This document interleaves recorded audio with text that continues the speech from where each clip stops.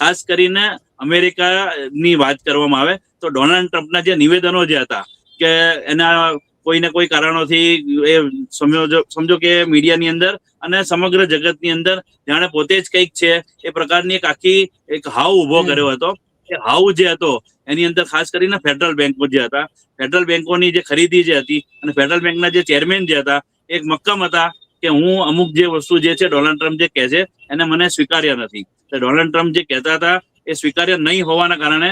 ગઈકાલ કે પરમ દિવસે 2 દિવસ પહેલા એવો નિર્ણય લેવામાં આવ્યો કે ફેડરલ બેંકના જે ચેરમેન જે છે તેની નિમણૂક જે છે એ નવી કરવામાં આવી અને આખા પરિબળો ચેન્જ થઈ ગયા અને ચાંદીની અંદર એક પ્રકારની મોટી સર્કિટ વાગી કે સૌથી મોટો ઘટાડો 1980 બાદ સૌ પ્રથમ વખત જો ઘટાડો આવ્યો હોય તો એ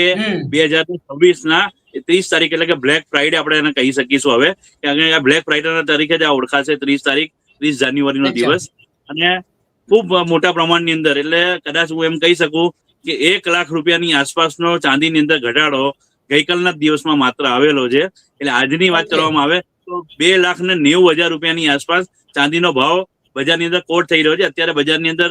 જે અસમંજસની જે સ્થિતિ છે તેના કારણે આજે કોઈ વ્યવહાર નહીં થાય, પરંતુ સોમવારે જયારે બજાર ખુલશે ત્યારે ચોક્કસ ચાંદીનો જે ભાવ જે છે એ 2,90,000ની આસપાસ અને સોનાનો જે ભાવ જે છે 1,45,000 રૂપિયાથી 1,50,000 રૂપિયાની આસપાસ રહેશે તેવી પૂરેપૂરી સંભાવનાઓ છે.